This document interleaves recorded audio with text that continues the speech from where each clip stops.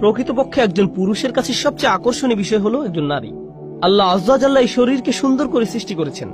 যুয়্যিনা লিন-নাসি হুব্বুশ শাহাওয়াতি মিনান নিসা, মানুষের কাছে সবচেয়ে বেশি সুশোভিত করা হয়েছে নারী। এটি খুবই প্রভাব বিস্তারকারী শক্তি। এটি এতই শক্তিশালী যে কোরআনে গাছটির জন্য যে ভাষা ব্যবহার করা হয়েছে সেই একই ভাষা ব্যভিচারের জন্য ব্যবহার করা হয়েছে। লা তাকরাবু হাযিহিশ শাজারা লা তাকরাবুজ জিনা লা তাকরাবুল ফাওয়াহিশ, ব্যভিচারের কাছেও যেও না, কোন নারীর সাথে অবৈধ সম্পর্ক করার কাছেও যেও না, কোন ধরনের নির্লজ্জতা এবং বেহায়াপনার ধারে কাছেও যেও না। অতএব এটি খুবই ভয়ঙ্কর। আর এটা এমন কিছু ঠিক গাছের নিকটবর্তী হওয়ার মতো, কাছে গেলেই এটা আপনাকে টেনে ধরবে। ভেবেছিলেন এটা তো শুধু দৃষ্টি বিনিময়, তাকে দেখে পছন্দ হয়ে গিয়েছিল, এরপর আবার তাকালেন, সে মুচকি হাসি দিল, আপনিও হাসলেন। এখান থেকে ধীরে ধীরে একটা চক্রের মধ্যে আটকে গেলেন। এরপর সবকিছু সীমার বাহিরে চলে গেল। কিছু বুঝে ওঠার আগেই এমন কিছুতে আটকে গেলেন, বুঝতেও পারছেন না কিভাবে বের হবেন। সুতরাং কাছে না যাওয়ার উপদেশটি উত্তম একটি উপদেশ, কারণ আপনি জানেন না কোথায় থামতে হবে। কিছু দূর অগ্রসর হওয়ার পর আর থামতে পারেন না। তো আল্লাহ আযজা ওয়া জাল্লা বর্ণনা করেন, যখন মানুষ আল্লাহর অনুমোদিত পথের বাহিরে গিয়ে একে অন্যের নিকট লজ্জাস্থান প্রকাশ করে দেয়, এটাই তখন চূড়ান্ত কদর্যতা, এটাই তখন মানুষের চূড়ান্ত কুৎসিত রূপ। পুরুষ এবং নারীর সুন্দর একটি ভালোবাসার সম্পর্ক থাকার কথা।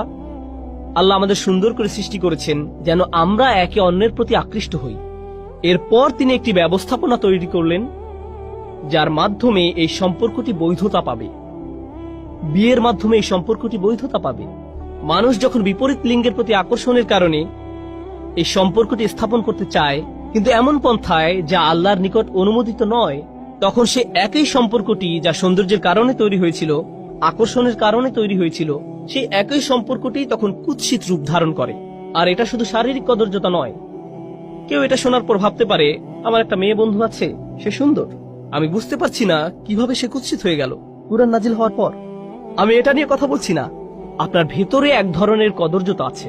আপনার ভেতরের ভালো সত্তাটি ধীরে ধীরে মৃত্যুর দিকে ধাবিত হয়। তখন মানুষকে শুধু শারীরিক দিক থেকে সুন্দর করে সৃষ্টি করা হয়নি, মানুষকে চরিত্রের দিক থেকে সুন্দর করে সৃষ্টি করা হয়েছে।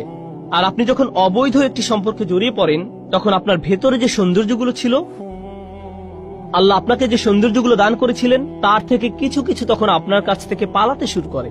আপনার ভেতর থেকে টেনে হিঁচড়ে বের করে ফেলা হয়। ফলে দেখবেন, যখন কোনো যুবক ছেলে কোনো মেয়ের সাথে অবৈধ সম্পর্কে জড়িয়ে পড়ে, বা কোনো মেয়ে কোনো ছেলের সাথে, তখন লক্ষ্য করবেন তারা দিন দিন তাদের পিতামাতার সাথে বদমেজাজি আচরণ থেকে আরো বেশি বদমেজাজি আচরণ করতে থাকে। তাহলে দেখা যাচ্ছে এই সম্পর্কটি তাদের জীবনের অন্যদিকে কদর্যতা নিয়ে এসেছে। আপনি বুঝতেও পারবেন না তার এরকম